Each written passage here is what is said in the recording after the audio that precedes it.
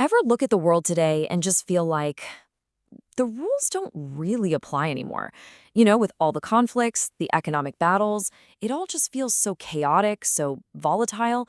Well, turns out you're not just imagining it. According to former diplomat Maliha Lodi, that feeling is spot on. So let's dive into her diagnosis of what's really going on in our global system. And the core problem? Well, it really boils down to this. We're living in a world without rules, a world where it feels like power is the only thing that actually matters anymore. And look, this isn't just some fringe idea we're talking about. This is a pretty stark assessment coming straight from the top. The head of the United Nations himself, Antonio Guterres. He calls our time an age of impunity. So, what does that actually mean?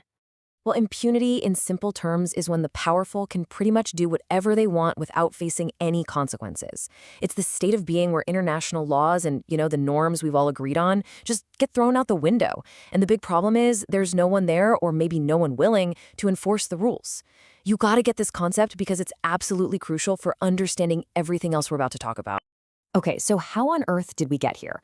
Well, the analysis we're looking at points to one major catalyst that really sped up an already worrying trend, what's being called the America First effect. Now, to be clear, the whole idea of international rules was already kind of eroding, but the America First doctrine, that just slammed on the accelerator. It made it seem normal, for a huge country to just go it alone, pushing aside alliances and long-standing agreements. And this shift, well, it actively shoved the whole global system away from cooperation and straight into something that looks a lot more like anarchy. And this really lays out the whole transformation, doesn't it? We've basically gone from a system that was built on things like collective restraint and diplomacy to a world that's all about going it alone and using force. The old guiding principle of following international norms, that's out. Now it's pretty much just might is right. Yeah, and this shift isn't just theoretical, not at all. You can literally see the symptoms of this age of impunity playing out in real time, right across the globe. I mean, just think about what's been happening. We've got the devastating wars in Gaza and Ukraine, the unilateral U.S. actions against countries like Iran and Venezuela, the absolutely brutal conflict in Sudan, and those constant military tensions between India and Pakistan. The common thread here? In every single one of these cases, major players are acting with very little fear of any real accountability. And this really gets to the absolute core of the issue. See, it's not that we don't have laws to prevent all this stuff. We do. The laws are on the books. The real problem is that the will and the ability to actually enforce them has completely collapsed. And a huge part of that collapse comes down to what's called institutional paralysis.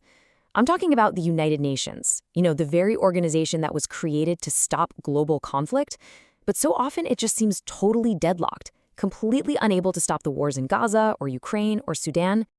And what happens when the guardrails fail? Well, people lose faith. You have major powers pulling out of international groups and treaties, and that creates a massive vacuum. The result is what the source calls a historic loss of trust, not just in the institutions, but in the very idea of global governance. So, as these old rules and institutions fade into the background, a whole new kind of global competition is heating up.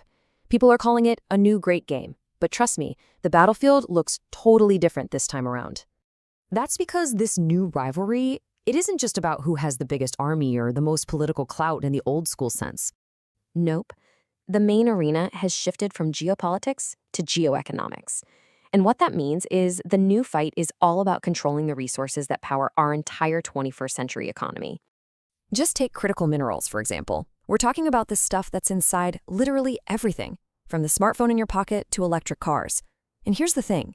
China doesn't just mine a lot of this stuff, it absolutely dominates the processing of it. And that gives Beijing a massive strategic advantage. And you can already see the global chess moves being made. China, for instance, has been accused of weaponizing its control over these supply chains to put pressure on its rivals. So what does the U.S. do? It responds by scrambling to secure its own access, trying to strike deals for minerals in places like Congo and, get this, even with Ukraine. In fact, the source we're drawing from gives this whole thing a name: resource imperialism. The argument is that this scramble for resources, it looks an awful lot like the old colonial games from the 19th century.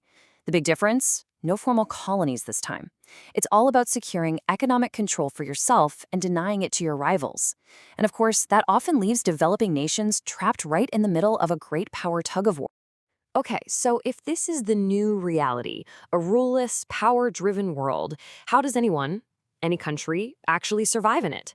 What does this anarchy really look like on the ground? Well, the Middle East is a perfect case study.